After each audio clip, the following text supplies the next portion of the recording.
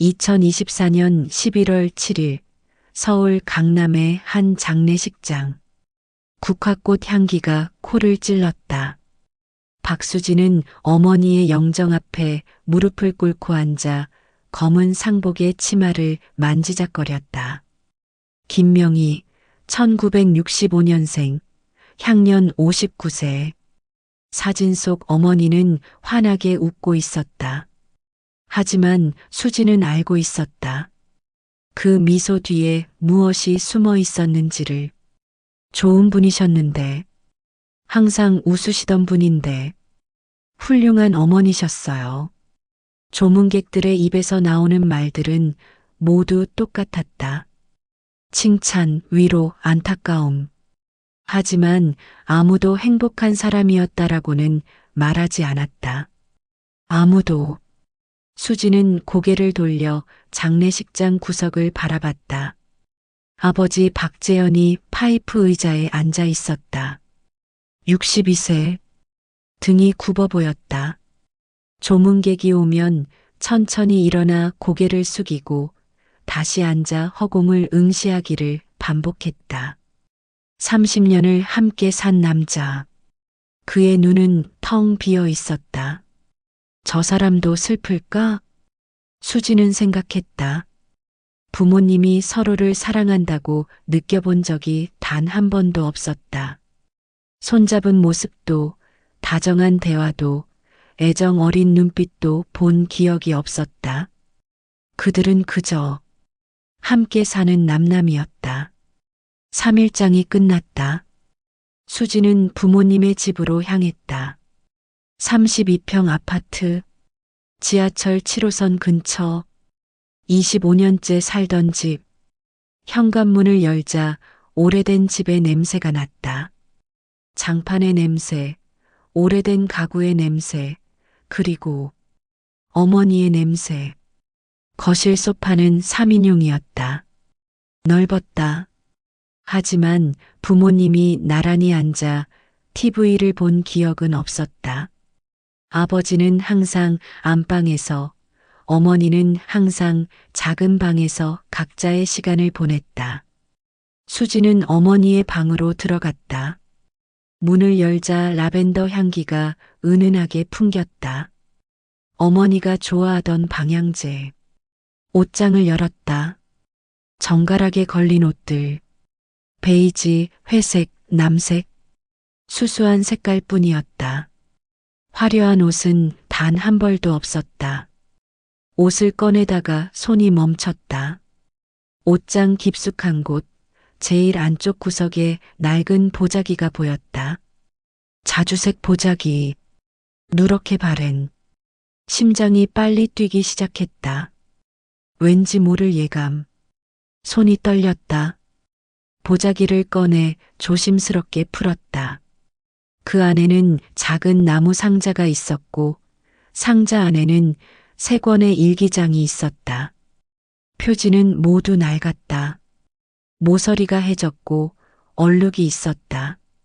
첫 번째 일기장 표지에는 커피 자국 같은 게 있었다. 두 번째 표지에는 손때가 묻어 있었다. 세 번째는 무언가 마른 자국. 눈물일까? 각 표지에는 유성펜으로 적혀 있었다. 1995-2000, 2001-2010, 2011-2024. 30년. 어머니의 30년이 3권의 일기장에 담겨 있었다. 수지는 한참을 망설였다. 읽어도 되는 걸까? 이건 어머니의 사적인 기록인데. 하지만 동시에 알아야만 한다는 강렬한 충동이 밀려왔다. 어머니가 정말 어떤 삶을 살았는지, 왜 그 눈빛이 그렇게 슬펐는지. 첫 번째 일기장을 펼쳤다. 1995년 3월 15일. 어머니의 손글씨. 또박또박한 글씨. 하지만 어딘가 떨린 흔적이 있었다. 이 이야기가 당신의 마음에 닿았다면 구독과 좋아요 부탁드립니다. 어머니의 30년 그리고 딸이 발견한 진실. 지금부터 시작됩니다. 결혼 5년 차. 오늘도 재현 씨는 밤 11시에 들어왔다. 현관문 여는 소리를 듣고 일어나 나갔다. 술 냄새가 진동했지만 아무 말도 하지 않았다. 회식이라는 대답이 돌아올 것이 뻔하니까 더 이상 묻지 않는다. 답을 알면서 질문하는 건 스스로를 비참하게 만들 뿐이니까. 거실에서 수진이가 기다리고 있었다. 돌이 지난 우리 딸.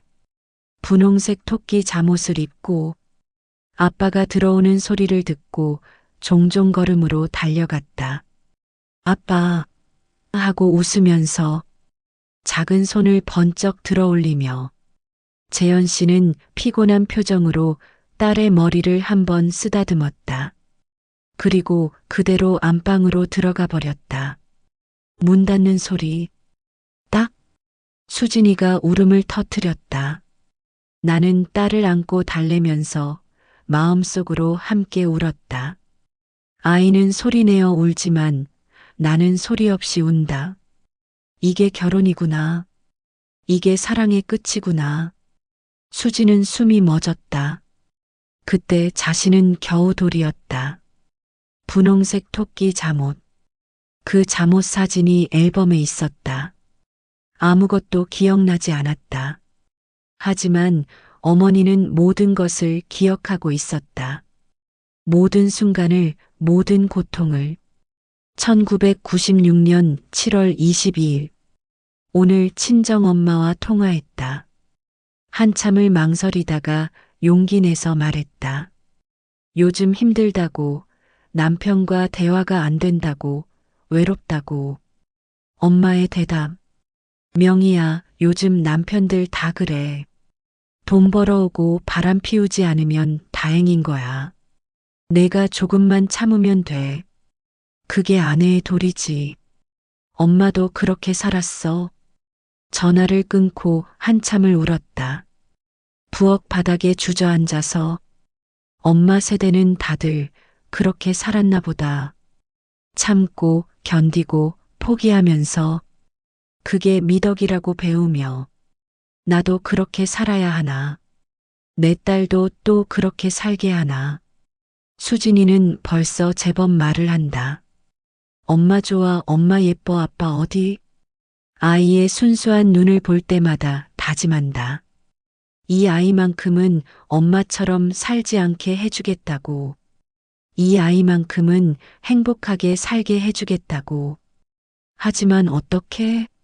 이 삶을 보여주면서 어떻게 다른 삶을 가르쳐 줄 수 있을까? 수진의 눈에서 눈물이 흘러내렸다. 외할머니도 그랬구나. 어머니도 그랬구나. 여자들은 대대로 그렇게 참으며 살았구나. 그리고 그게 당연하다고, 그게 사랑이라고 배웠구나. 1997년 11월 3일. 재현 씨와 큰 싸움을 했다. 나도 일을 하고 싶다고 말했다. 수진이가 유치원에 가니까 낮 시간이 생겼다. 파트타임이라도 하고 싶다고. 사람들을 만나고 싶다고.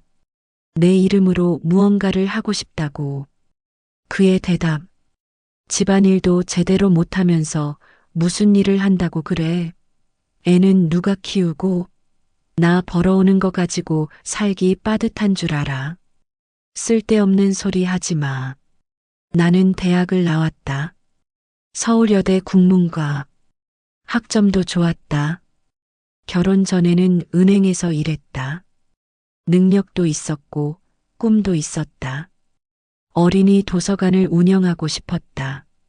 아이들에게 책을 읽어주는. 하지만 결혼과 동시에 모든 것을 포기해야 했다. 여자가 결혼하면 집안일에 전념해야지라는 말. 시어머니의 말. 남편의 말. 친정어머니의 말. 재현 씨는 나의 꿈에 관심이 없다. 내가 무엇을 좋아하는지, 무엇을 하고 싶어 하는지.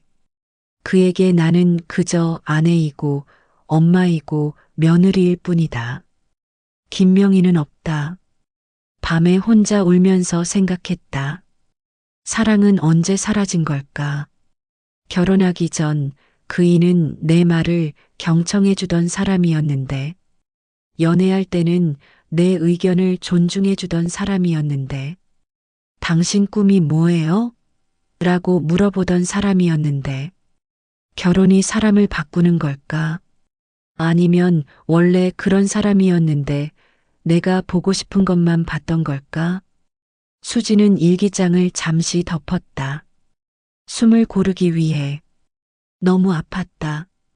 어머니의 고통이 생생하게 전해졌다. 하지만 동시에 이상한 감정도 들었다. 왜 참았어? 왜 싸우지 않았어? 왜 그냥 포기했어? 분노였다. 어머니에 대한 분노.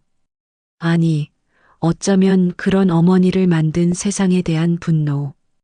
그리고 어쩌면 자신에게도 내가 엄마를 가둔 건가? 1998년 5월 17일. 오늘 이혼을 생각했다. 진지하게. 계기는 별것 아니었다. 저녁을 차려놓고 기다렸다. 재현 씨가 6시에 퇴근한다고 했으니까 갈치조림, 시금치나물, 된장찌개, 그이가 좋아하는 것들로 7시가 됐다. 8시가 됐다. 9시가 됐다. 전화도 없었다. 밤 10시에 문이 열렸다. 아무렇지도 않은 표정으로 들어오는 재현 씨. 왜 전화 안 했어요? 깜빡했네. 그게 전부였다. 미안하다는 말도 없이 그냥 샤워하러 갔다. 식탁 위에 식어버린 음식들. 3시간 동안 기다린 나. 그 시간이 아무것도 아닌 사람. 그 순간 깨달았다. 이 사람에게 나는 존중받을 가치가 없는 사람이구나. 밤에 수진이 재우고 혼자 인터넷을 검색했다. 이혼 상담, 이혼 절차, 양육권 위자료. 변호사 사무실 전화번호를 메모장에 적었다. 상담 비용도 알아봤다. 30만 원. 하지만 실행에 옮기지는 못했다. 이유는 하나. 수진이 다음 날 아침 유치원 가는 딸의 뒷모습을 봤다. 작은 가방을 메고 친구들과 웃으며 걸어가는 모습. 그 아이의 일상을 무너뜨릴 용기가 나지 않았다. 그렇게 나는 오늘도 포기를 선택했다. 어쩌면 이혼하지 못하는 이유를 딸에게서 찾는 건 비겁한 거겠지. 사실은 내가 무서운 거겠지. 혼자 사는 게, 세상의 시선이, 실패한 결혼이라는 낙인이. 수지는 고개를 들었다. 창밖을 바라봤다. 해가 지고 있었다. 어머니는 자신 때문에 이혼하지 못했다고 했다. 딸을 지키려고 자신의 행복을 포기했다고. 하지만 그게 정말 맞을까? 수지는 혼란스러웠다. 감사해야 할까, 미안해야 할까, 아니면 화를 내야 할까? 자신 때문에 어머니가 불행했다면 그건 자신의 잘못인가? 죄책감이 밀려왔다. 가슴을 짓눌렀다. 엄마, 미안해. 하지만 동시에 다른 목소리도 들렸다. 아니야. 어린아이가 무슨 잘못이 있어. 그럼 아버지는? 아버지의 잘못은? 분노가 다시 고개를 들었다. 이번엔 아버지를 향한 1999년 12월 31일. 세기말. 20세기의 마지막 날이다. TV에서는 새천년을 기대하며 떠들어대지만 나에게는 그저 또 하루가 지나가는 것뿐이다. 올해를 돌아보니 재현 씨와 제대로 대화한 날이 며칠이나 될까? 손가락으로 꼽을 수 있을 것 같다. 10번? 아니, 그것도 안 될 것 같다. 우리는 한 지붕 아래 살지만 각자의 세계에서 산다. 그이는 회사 일에만 몰두한다. 주말에도 골프, 회사 사람들과의 술자리, 가족과 함께하는 시간은 한 달에 한두 번 정도. 그마저도 의무처럼. 나는 아이와 집안일에만 매달린다. 그게 내 세계의 전부다. 수진이가 오늘 물었다. 엄마, 우리 가족은 왜 다른 친구네 가족처럼 안 놀아? 지난해는 주말마다 놀이공원 간대. 뭐라고 대답해야 할까? 아빠가 바빠서. 그렇게 둘러댔지만 아이는 이미 눈치챈 것 같다.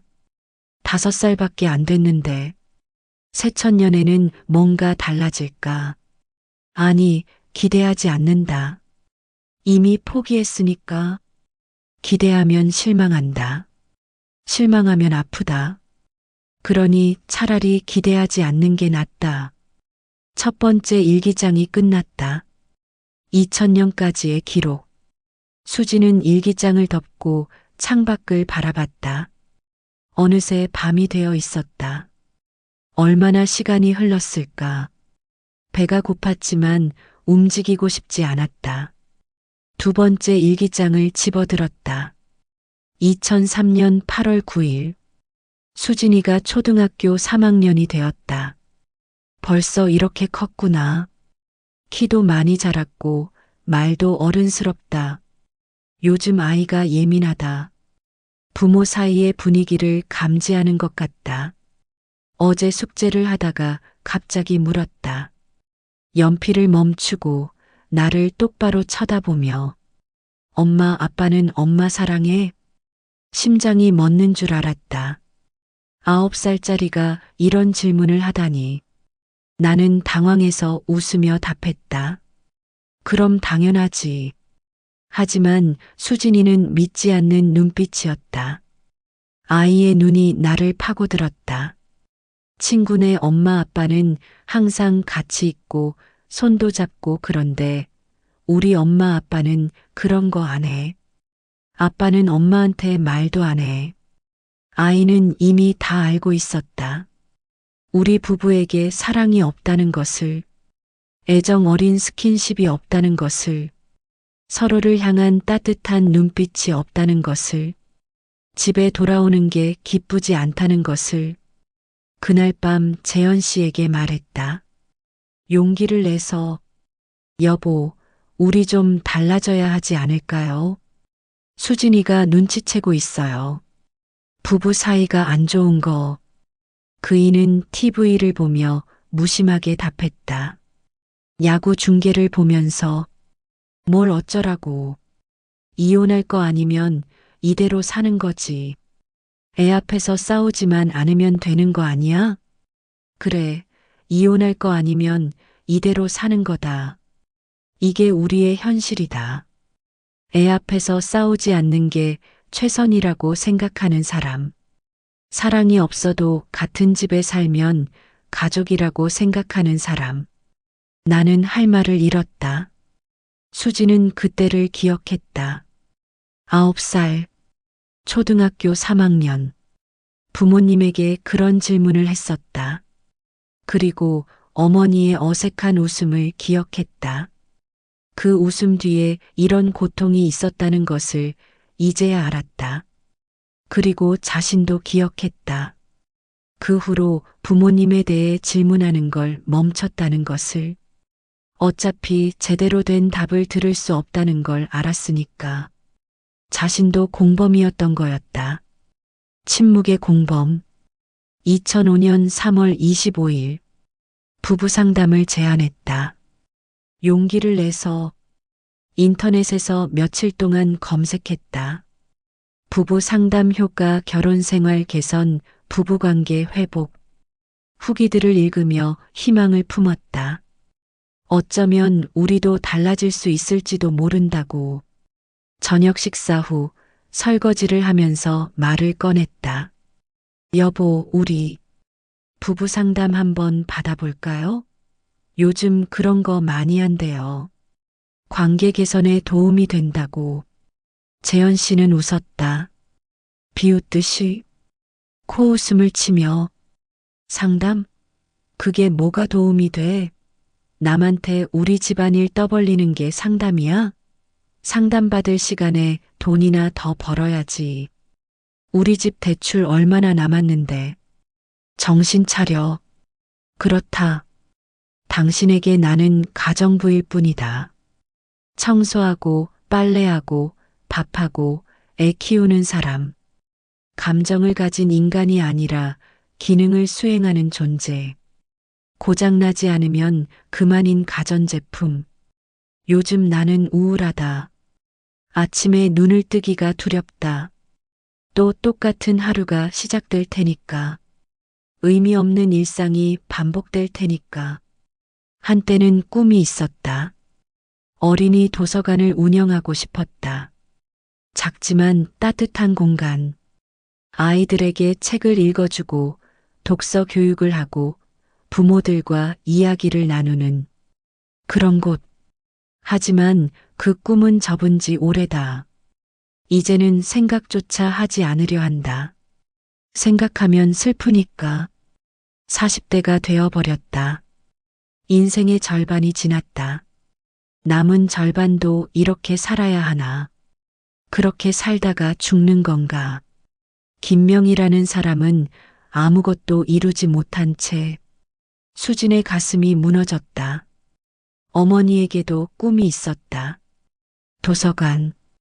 그래서 자신에게 늘 책을 읽어줬던 거였구나. 주말마다 도서관에 데려갔던 게 단순한 나들이가 아니었구나. 어머니가 이루지 못한 꿈을 딸에게 보여주려 했던 거였구나. 그런데 왜 실행하지 않았을까? 왜 꿈을 포기했을까? 수지는 화가 났다. 어머니에게. 왜 그냥 포기했어? 왜 싸우지 않았어? 나 때문이라고 하지만 그건 핑계 아니었어? 무서워서, 용기가 없어서 포기한 거 아니었어? 하지만 동시에 알고 있었다. 그게 얼마나 어려운 일인지. 1990년대, 2000년대 한국 사회에서 전업주부가 자기 꿈을 이야기하는 게 얼마나 어려웠는지. 분노와 이해, 죄책감과 원망이 뒤섞였다. 2007년 11월 14일. 오늘 재현 씨의 외도를 확신했다. 우연이었다. 신용카드 청구서를 정리하다가 발견했다. 호텔 이용 내역. 롯데호텔 15만 원. 날짜는 지난달 23일. 나는 그날 집에 있었다. 수진이 학원 가고 혼자 집에서 청소하고 있었다. 그날 재현 씨는 지방 출장이라고 했다. 부산. 밤늦게 들어왔다. 거짓말이었다. 손이 떨렸다. 청구서를 쥔 손이. 숨이 막혔다. 가슴이 답답했다. 화를 내야 하는데 화가 나지 않았다.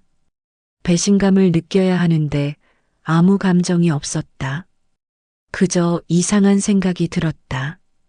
그래서 뭐? 이미 사랑이 없는데, 이미 관계가 끝난 건데, 외도가 무슨 의미가 있나? 예상하지 못한 일도 아니었다. 어쩌면 진작부터 알고 있었는지도 모른다. 알고 싶지 않아서 외면했을 뿐. 추궁할까 생각했다. 청구서를 들이밀며 이게 뭐예요? 라고 소리치는 상상을 했다. 재현 씨가 당황하는 모습을, 변명하는 모습을. 하지만 하지 않기로 했다.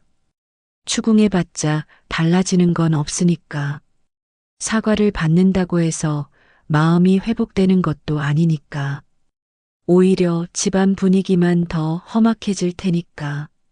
수진이는 이제 중학생이다. 중2. 사춘기 한가운데. 요즘 예민해서 작은 일에도 울컥한다. 이 예민한 시기에 부모의 이혼 소식을 들으면 어떻게 될까? 아이의 인생이 어떻게 될까? 나는 또다시 선택했다. 모른 척하기로, 참기로, 견디기로. 이게 엄마의 선택이다. 딸을 위한 선택이다. 적어도 나는 그렇게 믿고 싶다. 수지는 울음을 터뜨렸다. 아버지가 외도를 했다는 것도 충격이었지만 어머니가 그걸 알면서도 침묵했다는 게 더 큰 충격이었다. 자신 때문에, 자신을 지키기 위해, 엄마. 하지만 동시에 분노도 밀려왔다. 이번엔 확실하게 아버지를 향한 아빠가 외도를 그러고도 아무렇지 않게 살았어? 엄마가 알고 있다는 것도 모르고 수지는 일기장을 꽉 쥐었다. 손에 힘이 들어갔다. 그리고 깨달았다. 자신은 이 모든 걸 몰랐다. 평화로운 척하는 집에서 아무 문제 없는 척하는 가족 안에서 자신만 모르고 자랐다. 무지했던 자신이 원망스러웠다. 2008년 6월 3일. 오늘 어머니가 돌아가셨다. 폐암이었다. 투병 6개월 만에 장례식장에서 아버지를 봤다. 친정아버지. 어머니의 관 앞에서 우시는 모습을 봤다. 83세의 노인이 관을 붙잡고 우셨다. 여보, 미안해. 당신한테 잘해주지 못해서 고생만 시키고 사랑한다는 말 한 번 제대로 못했어. 이제라도 하고 싶은데 너무 늦었어. 그 모습을 보며 전율이 흘렀다. 깨달았다. 우리 부모님도 쇼윈도우 부부였구나. 어릴 적 기억을 떠올려 보니 부모님이 다정하게 대화하는 모습을 본 적이 없었다.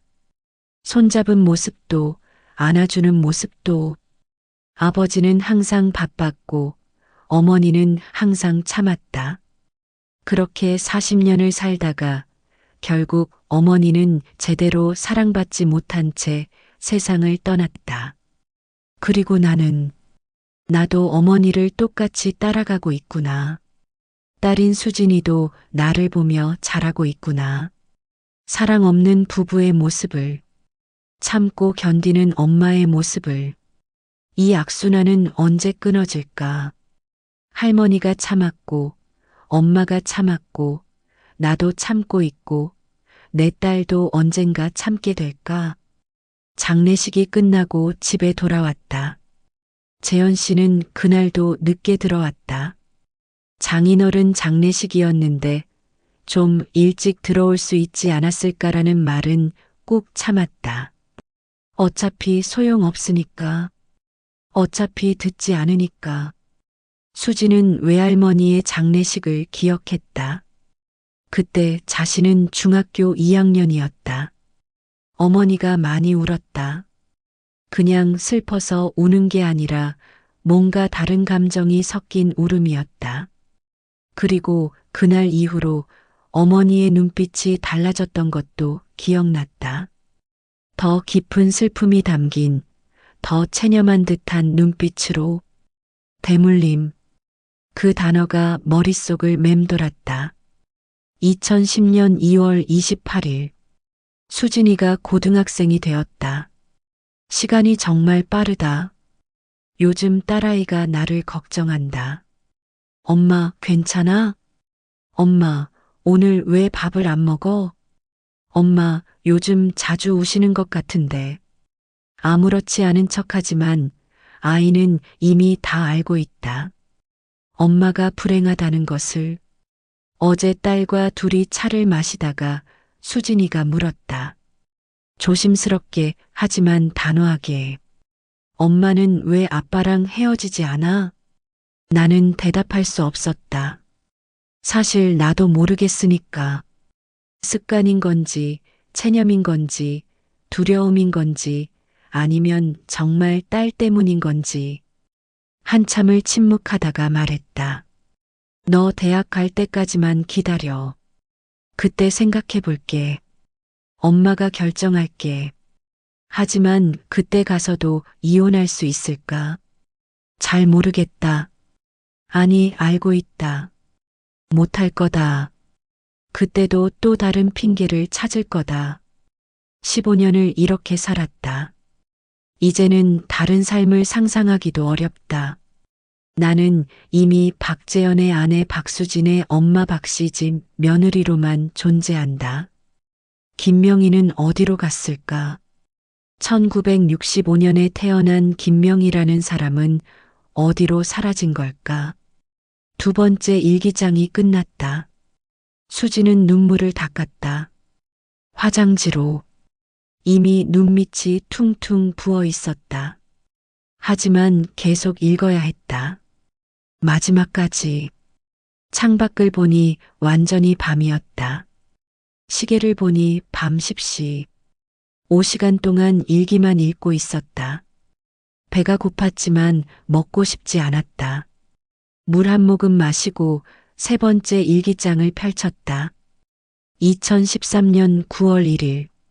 수진이가 대학생이 되었다. 서울대학교 심리학과. 우리 딸이 이렇게 훌륭하게 자라다니. 입학식 날 가족 사진을 찍었다. 재현 씨와 나 그리고 수진이. 사진사가 말했다. 좀 더 붙어서 서주세요. 가족인데 너무 멀리 떨어져 계세요. 우리는 어색하게 한 발씩 다가섰다. 수진이가 가운데 서고 양쪽에 우리 부부가 섰다. 사진사가 또 말했다. 아버님, 어머님 손이라도 잡아주세요. 재현 씨가 내 손을 잡았다. 몇 년 만일까? 손을 잡은 게 손이 차가웠다. 낯설었다. 사진 속에서 우리는 행복한 가족처럼 보인다. 환하게 웃고 있으니까. 하지만 그건 거짓이다. 연출된 행복. 사진 찍고 나서 바로 손을 놓았다. 서로. 수진이는 안다. 부모가 사랑하지 않는다는 것을. 그래서일까 아이가 심리학을 선택한 게 가족의 문제를 이해하고 싶어서 사람들이 왜 불행한데도 관계를 유지하는지 알고 싶어서. 어제 수진이가 말했다. 엄마, 나 졸업하면 엄마 하고 싶은 거 해. 아빠한테 더 이상 맞춰줄 필요 없어. 이혼해도 돼. 나는 괜찮아. 고마운 딸이다.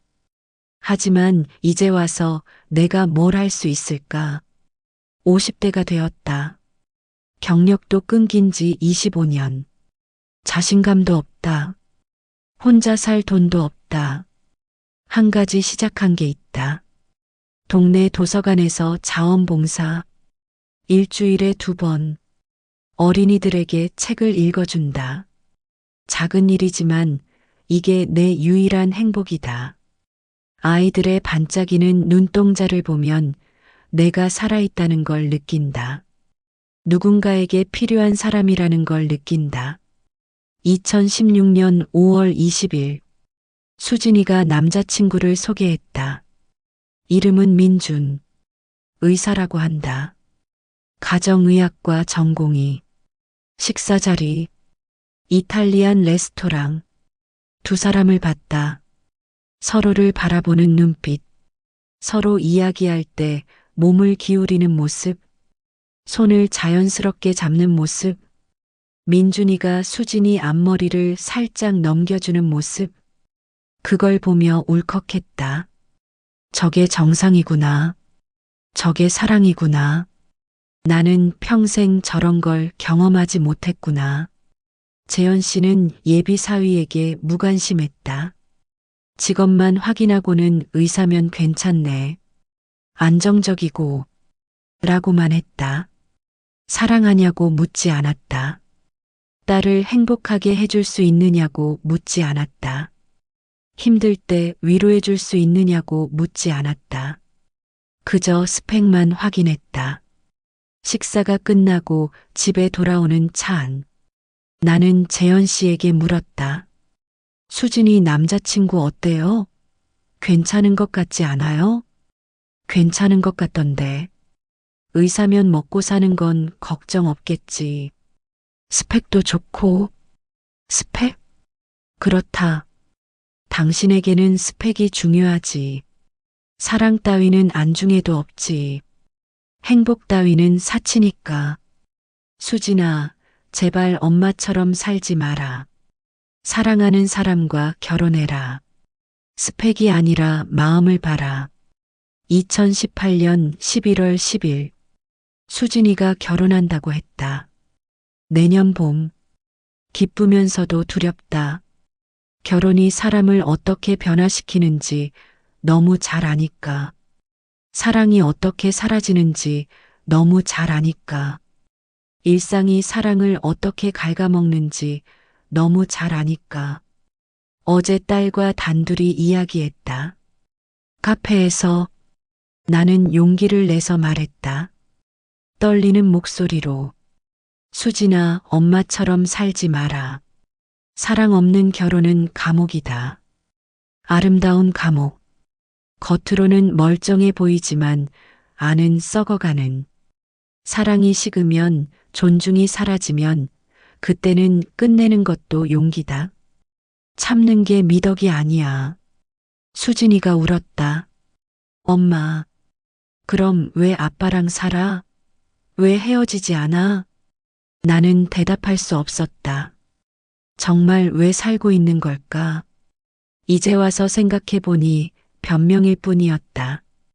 딸 때문이라고 했지만 사실은 내가 무서웠던 거다. 변화가, 혼자가, 세상의 시선이, 실패했다는 낙인이, 미안하다. 엄마가 좋은 본보기가 되지 못해서, 엄마가 용기가 없어서. 수진이가 내 손을 꼭 잡았다. 엄마는 최선을 다했어. 나는 알아. 엄마가 얼마나 힘들었는지. 그날 밤 많이 울었다. 혼자 방에서 소리 내지 않고. 수지는 그날을 기억했다. 카페에서 어머니와 나눴던 대화. 어머니의 눈물. 떨리는 목소리. 그때는 완전히 이해하지 못했다. 왜 어머니가 그렇게까지 말하는지. 하지만 이제 알 것 같았다. 어머니는 자신의 인생을 딸이 반복하지 않기를 간절히 바랐던 거였다. 2020년 3월 1일. 코로나 때문에 세상이 멈춰버렸다. 문제는 재현 씨가 재택근무를 하게 됐다는 것이다. 30년 결혼 생활에서 이렇게 오래 집에 같이 있어 본 적이 없다. 지옥이다. 아침부터 저녁까지 같은 공간에 있지만 대화는 없다. 재현 씨는 안방에서 노트북으로 일한다. 나는 작은 방에서 TV를 본다. 식사 시간에만 마주 앉는다. 그마저도 침묵뿐이다. 숟가락 소리, 그릇 부딪히는 소리만 들린다. 한 달째 이런 생활이 계속되고 있다. 답답해서 미칠 것 같다. 나가고 싶지만 나갈 수도 없다. 바이러스가 무섭다. 재현 씨도 힘든 것 같다. 어제 소주를 마시고 중얼거렸다. 혼잣말처럼. 이렇게 같이 있으니까 더 답답하네. 회사가 그립네. 나도 같은 생각이다. 같이 있어도 외롭다. 아니, 같이 있기 때문에 더 외롭다. 같은 공간에 있지만 서로의 존재를 인정하지 않는 두 사람. 유령처럼. 2022년 7월 15일. 건강검진 결과가 나왔다. 갑상선에 혹이 있단다. 정밀 검사를 받아봐야 한다고. 암일 수도 있다고. 이상하게 두렵지 않다. 오히려 이제 끝날 수도 있구나라는 생각이 들었다. 이 삶이 끝나는 게 슬프지 않다는 게 슬프다. 재현 씨에게 말했다. 저녁에 결과를 알려줬다. 그이는 TV 리모컨을 내려놓지도 않고 말했다. 큰 병 아니겠지. 너무 걱정하지 마. 요즘 의학 기술 좋아. 손 한 번 잡아주지 않았다. 안아주지도 않았다. 눈도 제대로 마주치지 않았다. 야구 중계를 보면서 수진이에게 전화했다. 떨리는 목소리로. 딸은 30분 만에 달려왔다. 회사 조퇴하고 문 열고 들어오자마자 나를 안아줬다. 울면서 엄마 아무것도 아닐 거야. 꼭 괜찮을 거야. 내가 같이 병원 갈게. 큰 병원 예약할게.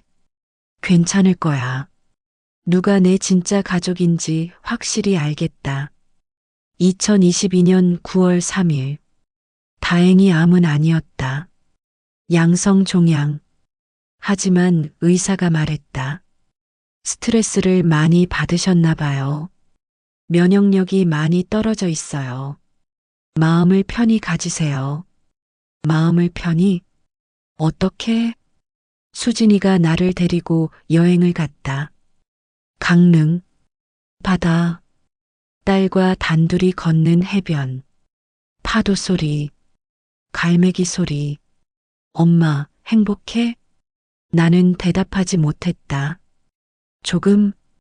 조금이라도 행복하면 다행이야. 수진이가 내 손을 꼭 잡았다. 엄마, 나 결혼해도 엄마 자주 볼게. 매주 볼게. 외롭지 않게 해줄게. 고마운 딸이다. 하지만 동시에 미안하다. 딸이 엄마 걱정을 하며 살아야 한다는 게. 2023년 10월 3일. 수진이가 임신했다고 한다. 내년 봄에 출산 예정이라고. 할머니가 된다니. 믿기지 않는다. 병원 초음파 사진을 보여줬다. 작은 콩알 같은 것. 저게 생명이라니. 수진이에게 부탁했다. 손을 꼭 잡고 내 아이에게는 사랑하는 부모의 모습을 보여줘. 손잡고 걷는 부모, 안아주는 부모, 웃는 부모, 사랑해라고 매일 말하는 부모. 엄마가 보여주지 못한 것을 내가 보여줘. 약속해줘. 딸이 울면서 약속했다. 엄마, 나는 엄마처럼 살지 않을 거야. 민준이랑 나는 달라. 우리는 대화해. 우리는 표현해. 우리는 숨기지 않아. 그렇게 살아라. 제발. 재현 씨에게도 말했다. 손주 생긴다고. 그래. 좋네. 아들이면 좋겠다. 그게 전부였다. 그런데 요즘 이상하다. 자꾸 숨이 차다. 계단을 오르기가 힘들다. 밤에 기침이 멈추지 않는다. 또 병원에 가봐야 할 것 같다. 2024년 1월 18일. 기침이 너무 심해서 병원에 갔다. X-레이를 찍었다. CT도 찍었다. 조직 검사도 했다. 의사의 표정이 심상치 않았다. 일주일 후에 결과 나온다고 했다. 수진이한테는 말하지 않았다.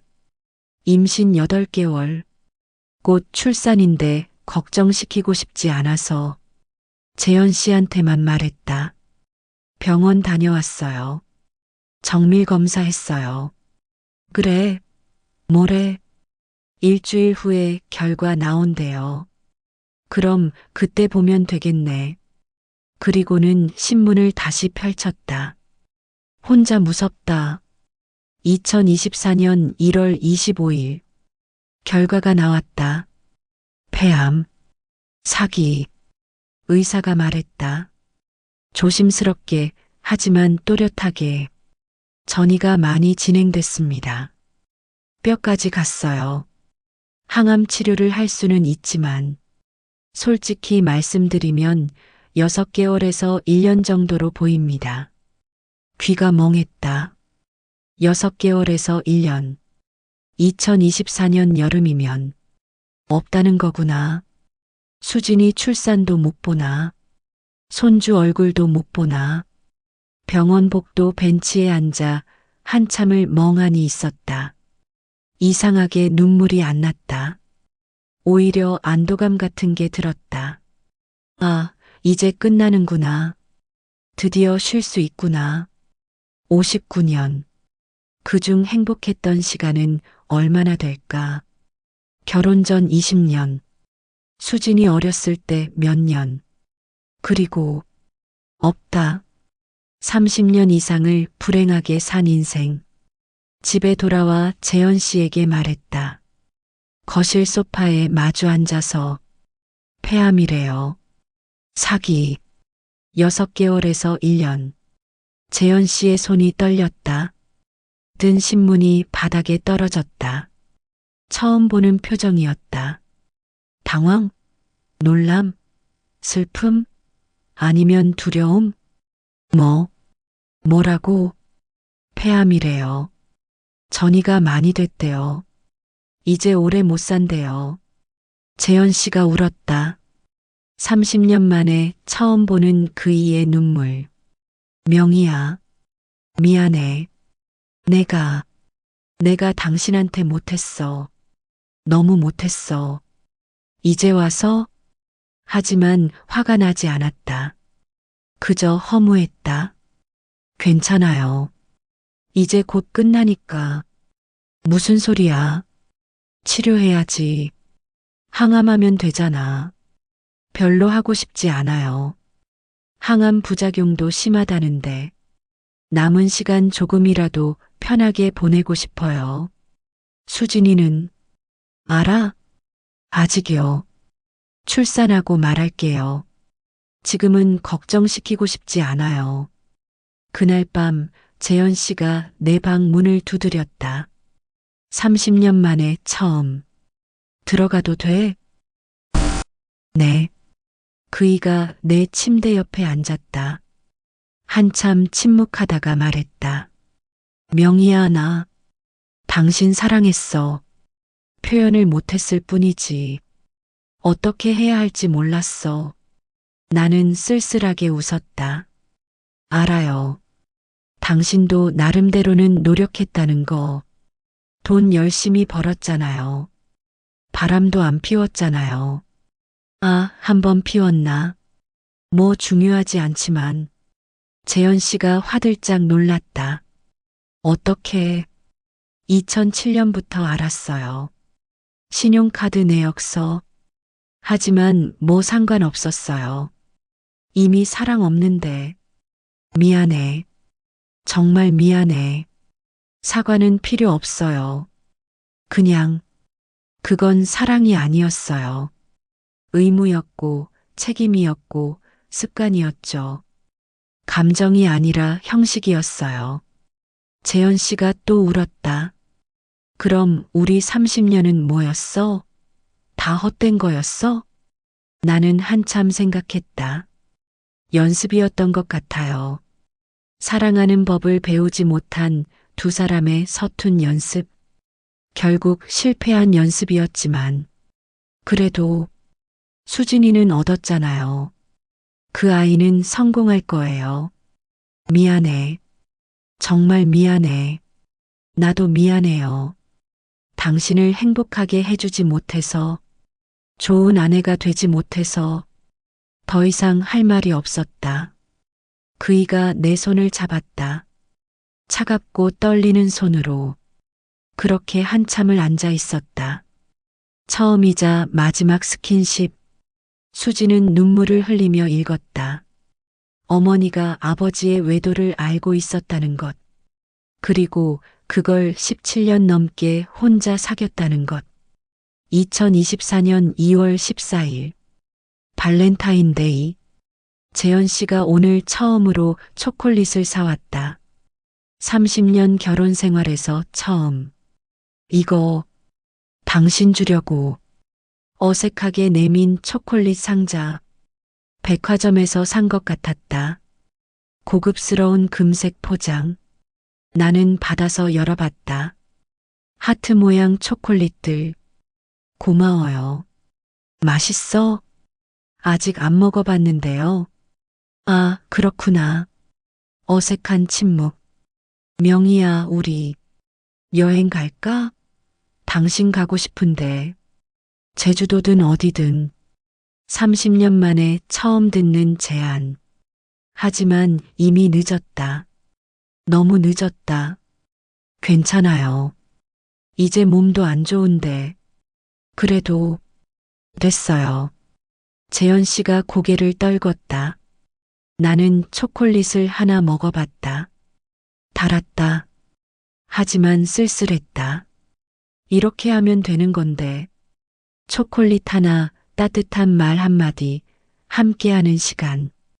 왜 30년 동안 못했을까? 왜 이제야? 죽을 때가 되어서야. 2024년 3월 29일.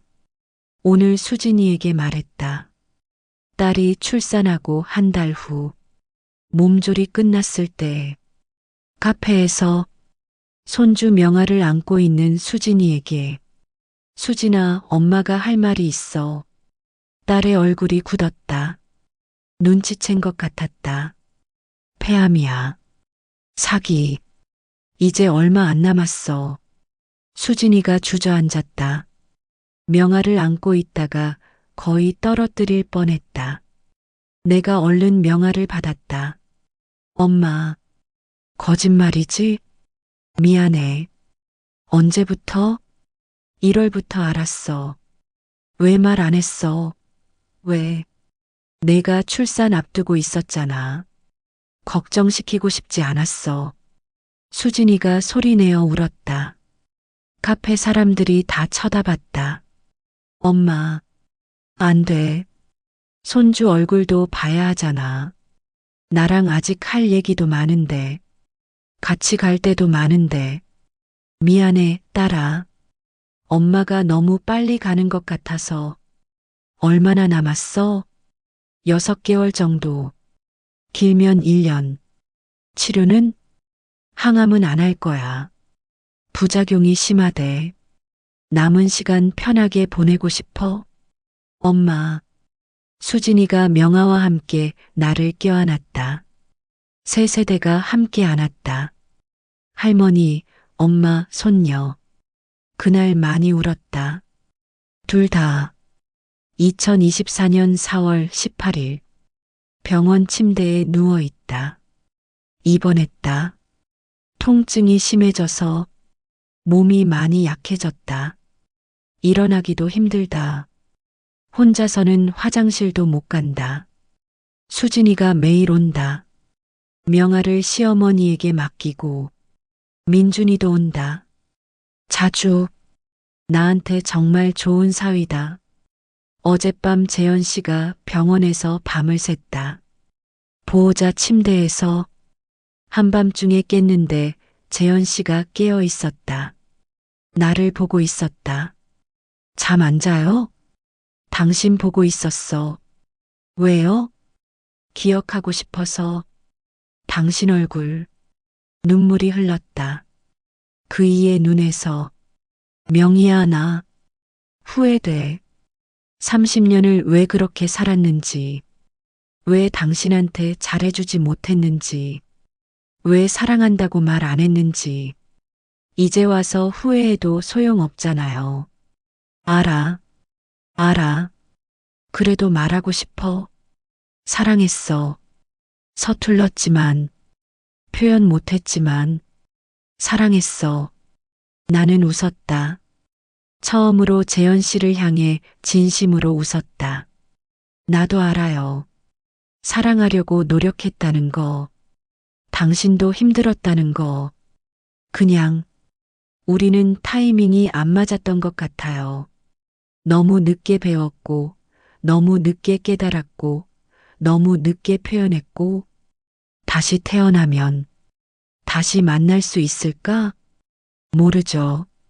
하지만 다시 만나면 제대로 해봐요. 그땐 제대로 사랑해봐요. 약속할게. 재현 씨가 내 손을 꼭 잡았다. 새벽까지 그렇게 손을 잡고 있었다. 처음이자 마지막 데이트 같았다. 2024년 5월 10일. 이게 마지막 일기가 될 것 같다. 손에 힘이 거의 없다. 글씨가 많이 떨린다. 산소호흡기를 끼고 쓴다. 한 글자 쓰고 쉬고, 한 글자 쓰고 쉬고. 수진아, 이 일기를 내가 읽게 될 때쯤이면 엄마는 이미 없겠지. 30년간의 결혼 생활을 일기로 남겼다. 내가 이걸 읽으면 얼마나 마음 아파할까. 얼마나 올까? 엄마도 많이 울면서 썼어. 하지만 너는 알아야 한다. 엄마가 어떻게 살았는지, 왜 그렇게 살 수밖에 없었는지. 엄마는 후회한다. 사랑 없는 결혼을 30년이나 유지한 것을, 내 인생을 포기한 것을, 내 꿈을 버린 것을, 행복할 권리를 스스로 빼앗은 것을. 딸을 위해서라고 변명했지만 사실은 내가 겁이 많았던 거야. 변화가 두려웠고, 혼자가 무서웠고, 세상의 시선이 겁났어. 하지만 후회하지 않는 것도 있다. 너를 낳은 것, 너를 키운 것. 내가 엄마의 유일한 기쁨이었어. 유일한 빛이었어. 내가 없었다면 버티지 못했을 거야. 수진아, 엄마의 실수를 반복하지 마라. 사랑이 식으면 노력해라. 대화해라. 솔직해져라. 그래도 안 되면 떠나라. 혼자 사는 게 두 사람이 불행하게 사는 것보다 낫다. 외로운 독신이 외로운 결혼보다 100배 낫다. 내 아이에게 사랑하는 부모의 모습을 보여줘라. 손잡고 안아주고 사랑해라고 말하는 부모를, 아침마다 좋은 아침 인사하는 부모를, 저녁마다 오늘 어땠어? 묻는 부모를, 주말마다 함께 시간 보내는 부모를, 엄마가 보여주지 못한 그 모습을. 쇼윈도우는 이제 그만이다. 진짜 행복을 살아라. 거짓된 평화가 아니라 엄마가 살지 못한 삶을 내가 살아다오. 마지막으로 아빠를 미워하지 마라. 그 사람도 피해자야.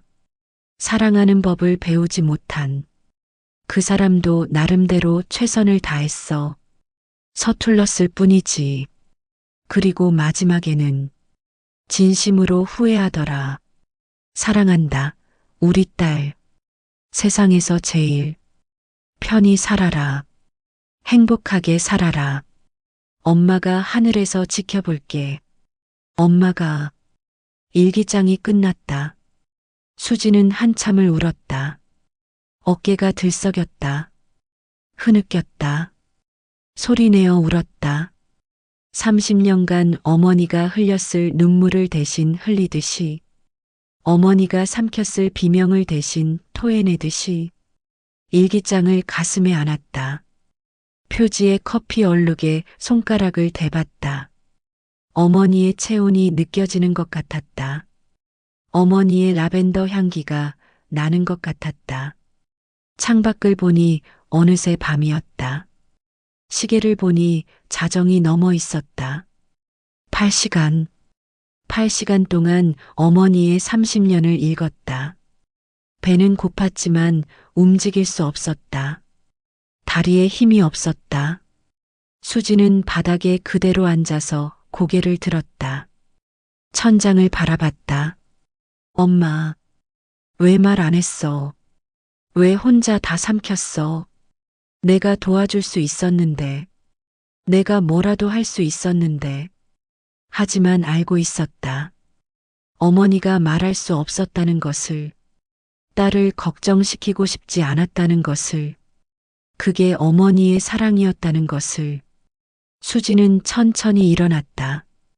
비틀거리며 거실로 나갔다. 소파에는 아버지가 앉아 있었다.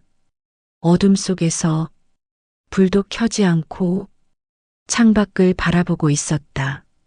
손에는 빈 소주잔이 있었다. 탁자에는 2병의 빈 소주병. 아빠.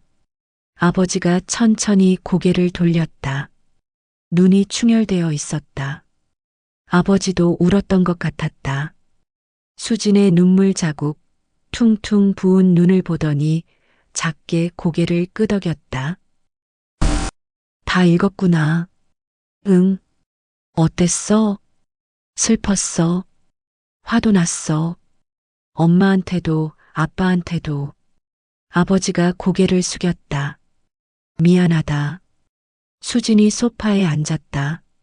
아버지 옆에 한 뼘 정도 떨어져서 아빠, 정말 엄마 사랑했어? 긴 침묵이 흘렀다. 시계 초침 소리만 들렸다. 째깍, 째깍, 째깍. 아버지가 입을 열었다. 천천히 떨리는 목소리로. 모르겠다. 사랑이 뭔지 몰랐으니까. 그럼 왜 결혼했어? 그때는 그게 순서였어. 나이 되면 결혼하고 애 낳고 가장 노릇하는 게 우리 세대는 다 그랬어. 사랑이 뭔지 어떻게 사랑해야 하는지는 아무도 안 가르쳐 줬어. 아버지가 빈 소주잔을 빙빙 돌렸다. 우리 아버지 봤냐? 너희 할아버지. 할머니한테 다정한 모습 본 적 있어? 손 잡는 거 본 적 있어? 사랑해라고 말하는 거 들어본 적 있어? 없어. 그렇지. 없지. 우리 아버지도 그렇게 살았고, 할아버지도 그랬고, 증조할아버지도 그랬을 거야. 남자들은 그렇게 사는 줄 알았어. 밖에서 돈 벌어오고, 가족 먹여 살리고, 그러면 되는 줄 알았어. 아버지의 목소리가 떨렸다. 사랑한다는 말, 고맙다는 말, 미안하다는 말. 그런 건 안 해도 되는 줄 알았어. 오히려 그런 말하면 나약해 보이는 줄 알았어. 남자는 강해야 한다고 배웠거든. 감정을 드러내면 안 된다고. 수지는 처음 보는 아버지의 모습이었다. 무너져 내리는 약해 보이는. 나도 힘들었어, 수진아. 표현을 못해서, 어떻게 해야 할지 몰라서, 어색해서, 회사 가면 그냥 일에 파묻히는 게 편했어. 집에 오면 뭘 해야 할지 모르겠더라고. 아내랑 뭘 얘기해야 할지, 딸이랑 어떻게 놀아줘야 할지. 그래서 맨날 늦게 들어온 거야?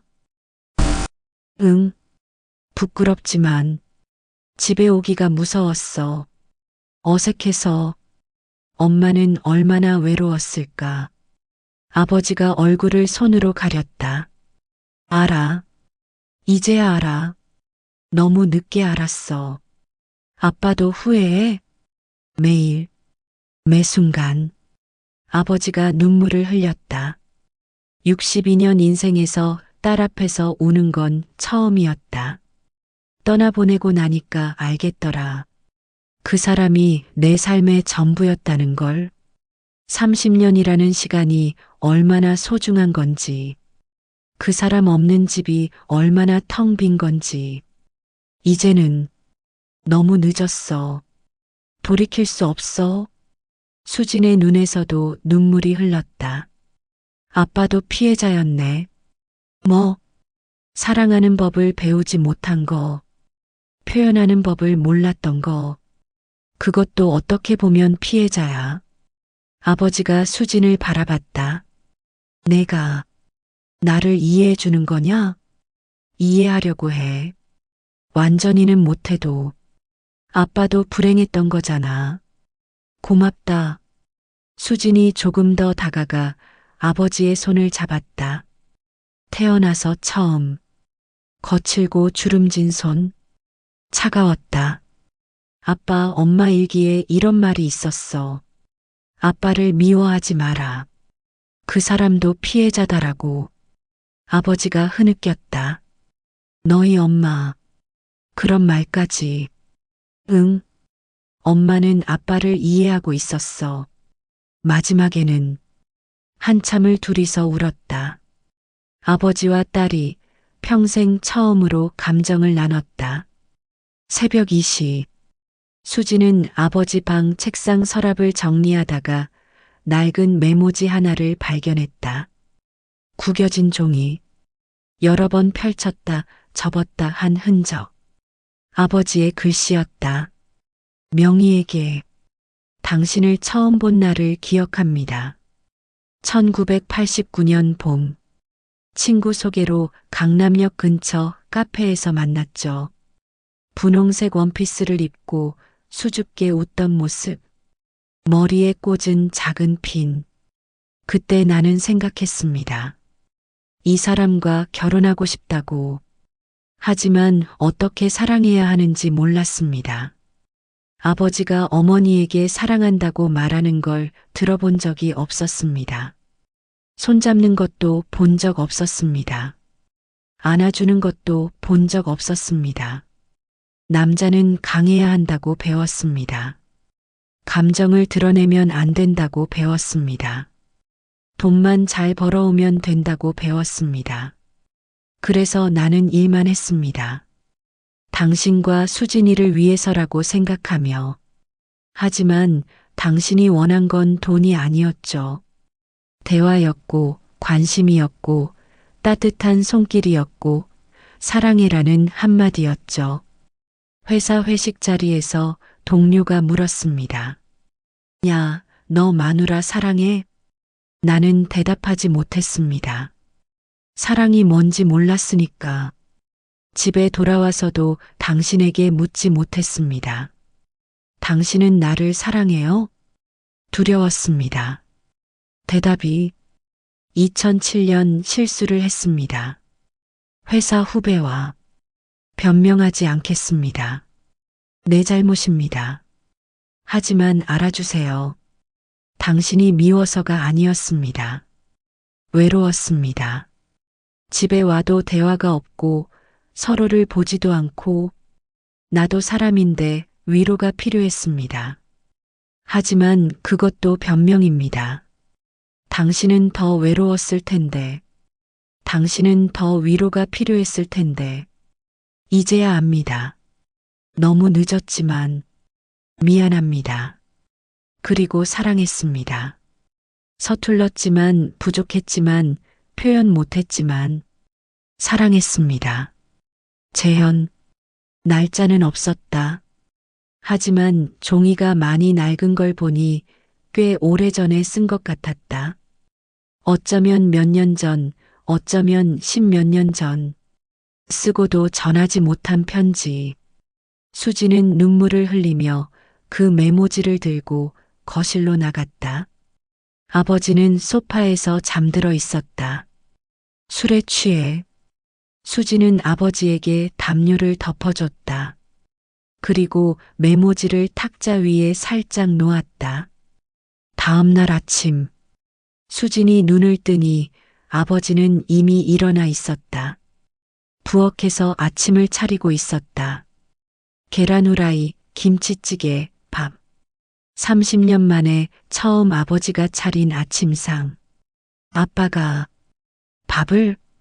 어제 내가 덮어준 담요. 고마웠어. 그리고 그 편지. 맞지? 응. 부끄럽다. 쓰고도 못 줬어. 왜? 용기가 없어서. 수진이 식탁에 앉았다. 아빠, 엄마 산소 앞에 같이 가요. 이거 읽어드려요. 엄마 들으실 거예요. 아버지의 눈에 눈물이 고였다. 그럴까? 응. 가요. 오늘. 그날 오후 묘지.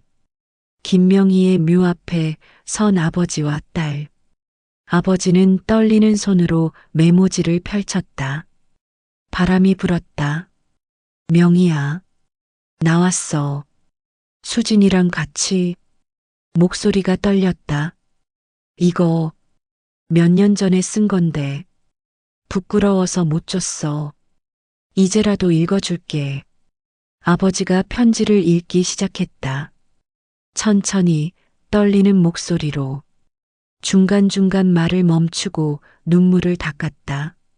마지막 문장을 읽을 때는 목이 메어 거의 들리지 않았다. 사랑했습니다. 바람이 더 세게 불었다.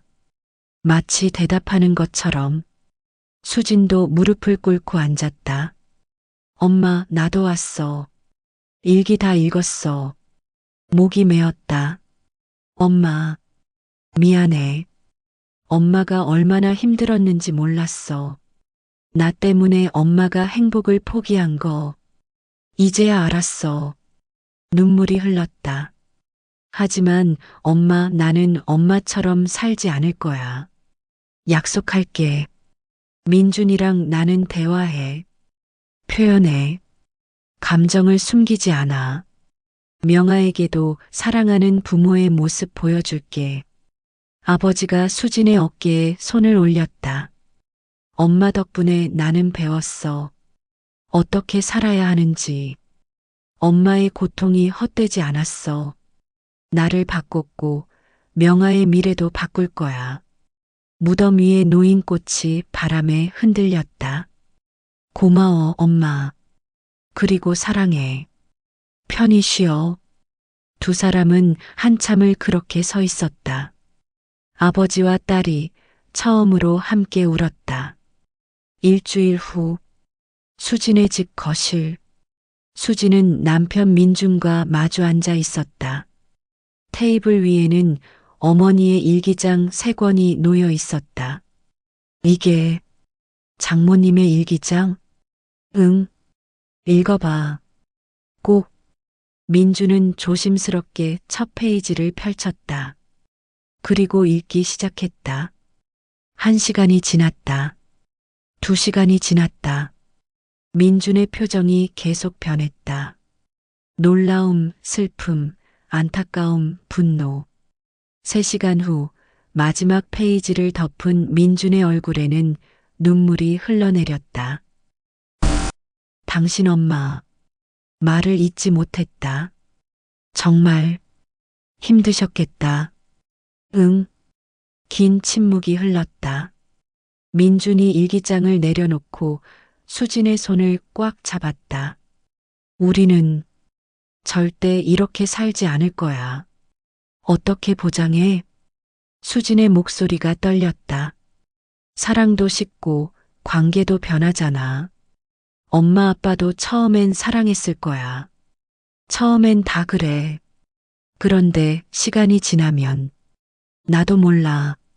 민준이 솔직하게 말했다. 나도 보장할 수 없어.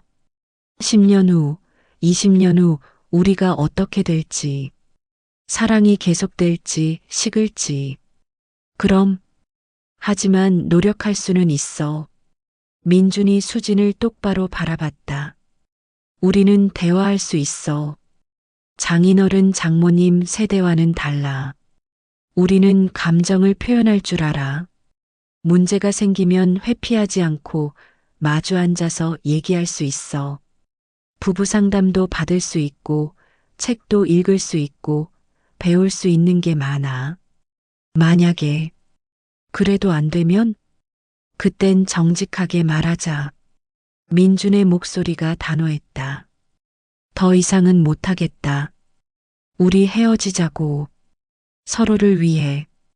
30년 동안 억지로 불행하게 사는 것보다는 솔직하게 인정하고 각자의 길을 가는 게 나아.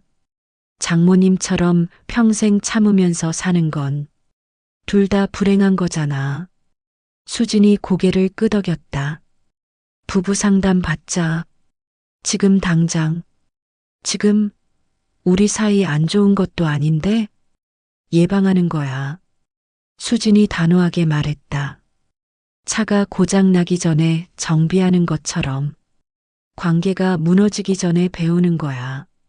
어떻게 사랑을 유지하는지, 어떻게 갈등을 해결하는지, 어떻게 감정을 건강하게 표현하는지. 엄마 아빠는 그걸 몰라서 실패했어. 우리는 미리 배우자. 민준이 웃었다. 좋아. 당장 알아보자. 그리고 매일 사랑해라고 말하자. 당연하게 생각하지 말고. 좋아. 매일 오늘 어땠어? 물어보자. 진심으로. 그럴게. 주말에는 명아 데리고 셋이서 꼭 어디든 나가자. 가족 시간. 약속할게. 민준이 수진을 껴안았다. 당신 만나서 정말 다행이야. 나도. 두 사람은 오래 껴안고 있었다. 그날 밤 명아를 재우고 수진은 서재로 들어갔다. 책장에 어머니의 일기장 3권을 정성스럽게 정리했다. 그리고 새 노트를 꺼냈다. 흰 표지에 깨끗한 일기장. 첫 페이지에 썼다. 명아에게. 그리고 펜을 들었다. 2024년 11월 20일. 명아야, 엄마는 내가 이 일기를 읽을 나이가 되었을 때 행복한 이야기를 들려줄 수 있을 것 같아. 엄마와 아빠가 어떻게 사랑했는지, 어떻게 서로를 존중했는지, 어떻게 갈등을 해결했는지, 어떻게 매일 서로를 선택했는지. 너의 할머니는 그렇게 살지 못했어. 30년을 참으며 살았어. 사랑 없는 결혼, 대화 없는 가족. 할머니는 불행했어. 하지만 할머니의 고통이 엄마를 바꿨어. 할머니가 남긴 일기장이 엄마에게 가르쳐 줬어. 이렇게 살면 안 된다고. 그래서 엄마는 다르게 살기로 했어. 아빠와 매일 대화해. 아빠한테 매일 사랑해라고 말해. 아빠도 엄마한테 매일 말해줘. 우리는 손잡고 걸어. 우리는 안아줘. 우리는 함께 웃어. 이게 바로 할머니가 남긴 진짜 유산이야.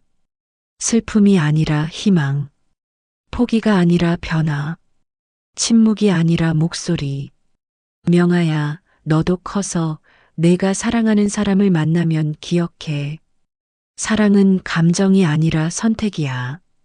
매일 서로를 선택하는 것. 매일 서로에게 관심 갖는 것. 매일 서로를 존중하는 것. 그걸 잊지 마. 할머니가 이루지 못한 꿈을 엄마가 이루고 엄마가 너에게 물려줄게. 진짜 행복을. 사랑해, 우리 딸. 2024년 엄마가. 수지는 일기장을 덮고 창밖을 바라봤다. 밤하늘에 별이 빛나고 있었다. 그중 가장 밝은 별 하나. 엄마, 보고 있어? 나 정말 잘 살 거야. 약속할게. 별이 반짝였다. 2025년 4월. 봄. 병원 산부인과 병실. 수진의 둘째 출산. 이번엔 아들. 이름은 현우.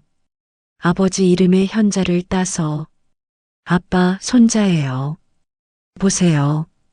아버지 재현이 조심스럽게 손주를 안아봤다. 작고 빨간 얼굴. 꼬물거리는 작은 손. 명희야.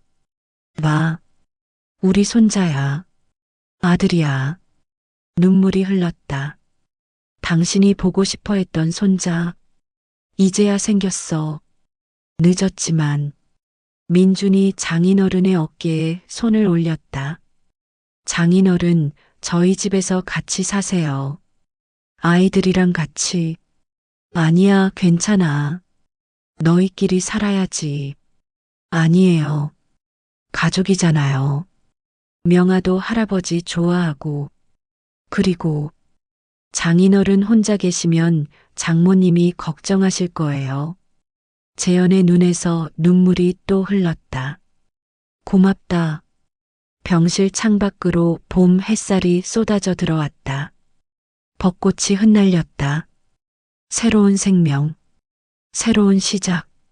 그날 저녁, 수지는 병실에서 혼자 앉아 창밖을 바라봤다.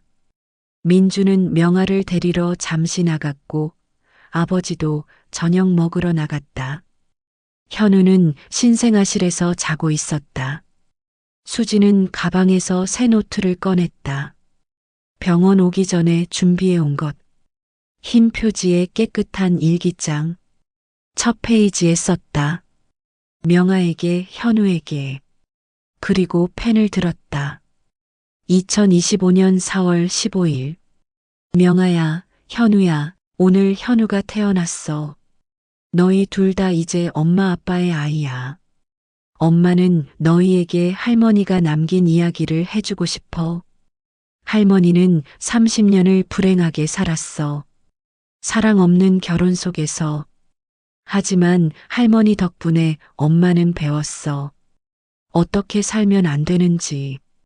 그래서 엄마는 다르게 살기로 했어. 아빠와 매일 사랑해라고 말해. 아빠와 매일 대화해. 아빠와 손잡고 걸어. 아빠를 안아줘. 이게 할머니가 엄마에게 준 선물이야. 고통 속에서 나온 지혜. 슬픔 속에서 나온 희망. 명아야, 현우야. 너희는 사랑받으며 자랄 거야. 손잡고 웃는 부모 밑에서 사랑해라고 매일 듣는 가정에서 이게 할머니가 원하셨던 거야. 엄마가 받지 못한 것을 너희는 받을 거야. 그리고 너희가 커서 가정을 이루면 너희 아이들에게도 똑같이 해줘.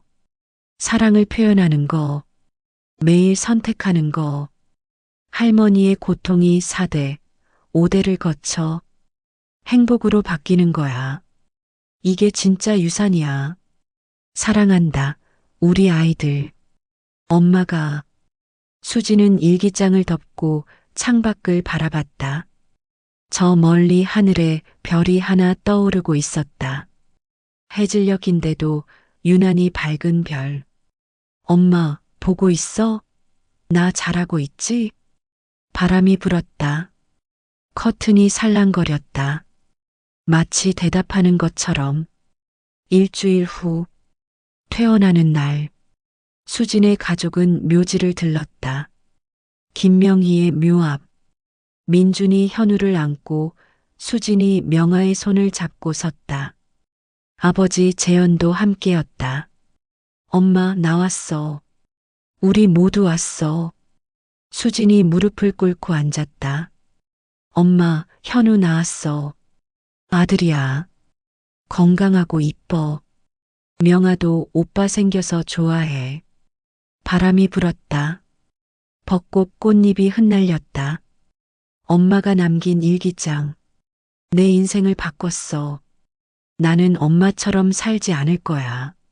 아니, 엄마 덕분에 다르게 살 수 있게 됐어. 명아가 할머니 묘에 그림을 놓았다. 크레용으로 그린 가족 그림. 엄마, 아빠, 명아, 현우, 할아버지. 5명이 손을 잡고 웃고 있는 그림. 할머니, 우리 가족이에요. 다 같이 손잡고 있어요. 재현이 무릎을 꿇고 앉았다. 명희야, 우리 손주들 봐. 행복하지? 내가 원하던 거 이루어지고 있어. 고마워. 그리고 사랑했어. 민준도 현우를 안고 고개 숙였다. 장모님, 약속 지키겠습니다. 이 아이들에게 사랑하는 부모의 모습 보여주겠습니다. 5명이 한참을 그렇게 서 있었다. 봄바람이 불었다. 벚꽃이 눈처럼 흩날렸다. 그 속에서 가족은 서로를 껴안았다.